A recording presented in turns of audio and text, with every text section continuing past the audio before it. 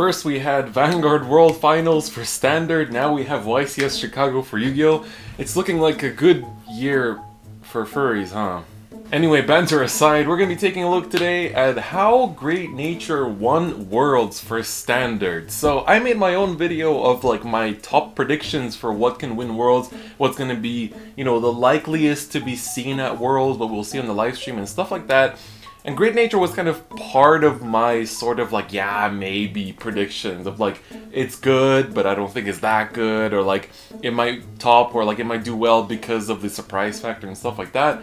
But I didn't expect, I think, 3 out of the top 8 slots, plus the World's winner, to be Great Nature. Like, that to me is proper surprising. But you know, if you're talking about it with Solemn Vanguard, the reasons why this happened started to become more and more clear. And honestly, the main point of the whole thing and the reason why Great Nature did so well is just their card pool is insane. So Great Nature, like, in Standard, got some of the best cards printed in the game, I think. And even though it's kind of locked behind the sort of gacha luck mechanic of milling, it's still really, really good, regardless of what results you get in your mill. And it's like, we were talking as well because neither of us really liked Hamsuke as like an engine slash like the whole playstyle of Hamsuke in Standard, but we realized that while talking, and I think he talked about this in his video of what happened at Worlds too, but because the card quality of all the Great Nature cards is so good, you can get away with wasting like, I don't know, 7 to 12 deck slots of playing Hamsuke, just because that's how good the deck engine can be. And now, I think, again, even in my deck preview there were some confusions of like, I said that Bison is like a really good card because him plus 1 card is gonna attack. He's gonna, you know, cost your opponent a bunch of shield, and sure, you don't get like an extra Axle Circle like with Hamsuke. You use 1 Axle Circle, aka 1 commitment from hand. You lose like a, I don't know, like a 5k shield slash a drop for your PG slash a 10k shield, whatever you drop on that Axle Circle, but you get 2 attacks out of it with the Bison plus a 5k boost, meaning you're pushing out either damage, which is an important resource, or you're pushing out cards in hand, which is an even more important resource in Standard. But that aside, I think the main thing that we need to talk about is like, Leopold. It's such an insane card. Leopold as a card on its own is ridiculously good purely for the fact that he can essentially carry the whole deck. You can be Counterblast starved. Like, you can be, it doesn't have to be like, you know, the finals were against Zanbaku, but the deck can play against anything. And you know, if the opponent sees like, oh, Binoculus needs a Counterblast, oh, Bison needs a Counterblast, and they start like damage denying you and just not giving you any Counterblast, you can just keep riding Leopold, milling either for a crit or milling for free advantage. That's the most important part. The fact that you can mill for a +2 is huge. You ride up to +2, that's insane. Or a +4 if you mill 2 normal units. And that's actually massive. Like, that in Standard is insane advantage. And being able to do that on 0 Counterblast is absolutely ridiculous. It also lets it play around a lot of decks like Angels and Kagero, which try to push the opponent to like 4-ish damage or 3-ish damage in order to punish them with the Feather Hospital or the Waterfall and stuff like that. It really lets you play around that because you can actually stay at like 1 Counterblast and not worry too much because your main advantage engine costs no Counterblast. And then whether you choose to focus on Bison or the Hamsuke, you can get away with both because Hamsuke is actually, like, objectively speaking, in an Axel meta, Hamsuke is better. Because in an Axel meta, you need to be the one with more Axel Circles. You need to be the one that's pushing out more attacks, the one that's pushing harder and faster and catching up if you're going second as well, which Hamsuke is really good at. The problem is still that you need to open with the grade 1 Hamsuke and another grade 1 immediately, and then still draw into the grade 3 Hamsuke before any other grade 3 as well, which, you know, is like that way. If you're building for Hamsuke, you need to play 4 of each, especially the grade 1, because you need to open with it and kind of go into the grade 3 fast enough. And by thinning your deck of the grade 2s with the grade 1s, you're able to actually kind of maximize your chances with doing that as well. But you know, that's just how it is. And I think the finals were a really good display of how the deck can excel because, not pun intended, but despite it being an Axel mirror match, and I think his opponent played super well because he didn't use the Rite Arrestor skill, he just kept using Zanbaku on its own and not letting him ride up from Hamsuke onto the Leopold to turn on that zero counterblast super duper engine, just force him to stay on the Hamsuke. But even then, you have insane stuff like Geograph Giant in an Axel mirror match is huge, and they just kept trading the Axels. But in the end, even though he could never ride up, he always had 2 Axels to work with, and then he could keep just calling stuff on top of them, swinging for big numbers, and always just pushing the Zanbaku,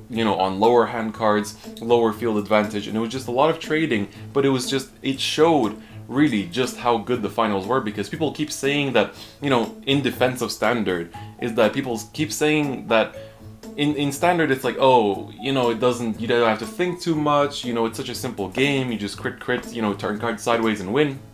But the finals of Standard really showed that there's a lot more depth to it as well. It's not the same layer of depth as in Premium, but it's still, this like, it's resources, really managing your resources super carefully, which is also present in Premium. I'm not taking away from that, but I'm kind of defending Standard in the sense that it showed that there is a lot of thought to it, and in that finals, every tiny decision really counted. Every guard really counted, and every card call really counted, so you really had to be careful with every single card that you commit to the field, and that I really liked that final. It was super exciting to commentate and watch myself, and that's why I liked it, because it showed how good Standard can actually be in terms of, getting the most out of the player skill, even with new players. And so that's just kind of like my detour of talking about the finals themselves, but Great Nature is just amazing for the fact that it's got this entire like 0 damage advantage engine, and then if you do get damaged, then you use stuff like Binoculars, you use stuff like the Bison, because that can just add more and more pressure to your opponent,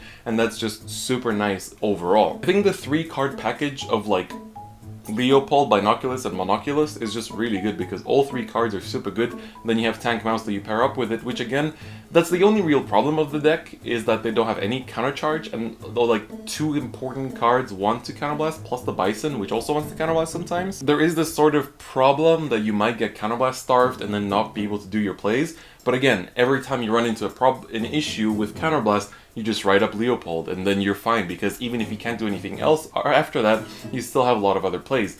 Barcode Zebra is still going to power up a bunch, you're still going to get a bunch of good plays to do, and so by executing that against a lot of matchups, Great Nature can just do really well. It handles its Axel matchups really well. I don't know, like, thinking about VB203 format, it's going to be harder because suddenly Royals become a huge threat. They're really good with Exculpate, but Exculpate is an even bigger problem now, because they have a really nice early game engine now as well, with the K and the Bedivere, and as well as the Richard that's coming out.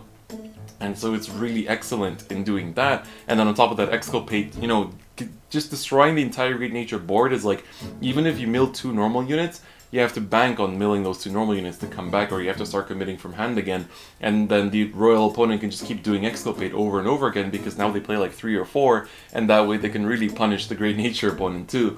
So I think going into VB203, also like the nastiest Axel deck comes out with Azel by being able to spam Axel circles even faster. While it does kind of depend on counterblast to an extent, if you deprave them of the counterblast, you can succeed as well.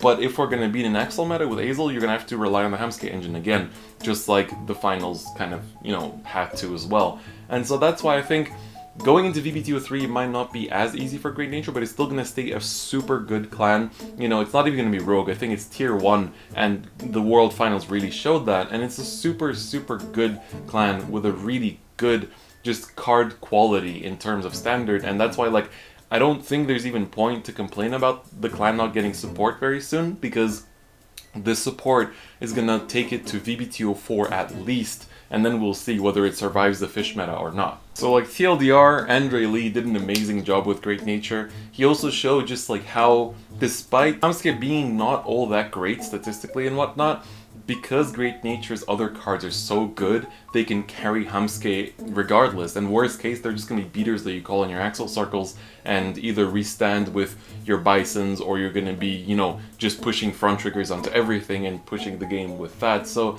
I think Andre Lee did an amazing job at showing what Great Nature can do at the event, and honestly winning World Finals like that was incredible. And I think for a lot of people, they also saw that Standard wasn't really a solved meta in that way either, because everybody was like, oh, it's just going to be Angels and maybe Zanbaku, and that was it. But we kept seeing surprises. Duncan Young also showed up with Genesis for like three 3 or 4, I think, 4 consecutive rounds, if I'm not mistaken, or 3 or 4, I can't remember. But, you know, just all these clans from Answer of Truth showing how much quality you can find in one booster set of just 3 clans. Sure, Geo Chronicle doesn't have the same level, but it's still amazing to see how well Great Nature did. And I think just like being able to play around a variety of situations. As I said, with Angel Feathers, like, I think against the top picks of that meta, it did super well. Like, it plays against Angel Feathers super well because it's able to first rush them out super fast if they need to. If they're Counterblast starved, they can play around it really well. They can keep themselves at low damage as well because of the advantage that you get by saving hand cards from Leopold as well. And so it plays around the, aka the best deck that was predicted, which was Angels. And then against Zanbaku, it just wins the Axel matchup because it's the better Axel deck. Even if you get locked out with the right arrestor, you know, if they do that, you can actually afford to sit a turn because you just play the same as, like, you either play the resource game or you're gonna be just like putting yourself in a good situation where you can sit on one turn of not standing your Vanguard and not riding and just not losing that turn either. So I think it's really important to consider that it can survive a lot of the important decks in that meta that was for Worlds. We'll see how it does in VBTO3. It's still going to do amazingly, but it's not going to be as much of like a steamroll with the deck as it was before. So this was my video on how Great Nature won Worlds. I hope for those of you that were confused, but I don't think that many people were confused. I think they were just surprised at how really good Great Nature was, and I think it's just, there's some things to consider, and I wanted to go over them myself as well. So honestly, congrats again to Andre Lee. That was an amazing final that he showed us as well. If you haven't seen it, you can still rewatch it on the official Bushiroad channel. I'll leave a link in the description with a timestamp to the finals if you want to see how the whole best of 3 took place. But it was a really great final. I enjoyed watching it a lot and commentating it, and so I'm proud that Great Nature can actually do so well in the finals. So honestly, it was a lot of hype. I'm going to be releasing a similar video talking about how Mega Colony won Premium Worlds as well. I think there's even more to talk about there because that was where all the deck building decisions came, you know, to fruition, and a lot of people were building their decks around the event, and I have a lot more to talk about than just Mega Colony there as well. So it's gonna be an interesting video to go over all that stuff, so you're gonna see that potentially next week or something along those lines. So I hope it's not too late to talk about before we go into VBTO3 format, but I wanted to get this video out just to talk about the clan for the last time because we'll be moving on to VBTO3 meta pretty soon. So that's gonna be it for me today. Don't forget to click bell buttons and all that good stuff. Check out second channel. I'm gonna be uploading some random meme stuff on there as well. That I'm taking out of the Japan vlog because I don't have enough stuff for a proper vlog like Solemn did. So you're going to see all that stuff there, but that's going to be it for me today, and I'll see you guys next time. Bye-bye.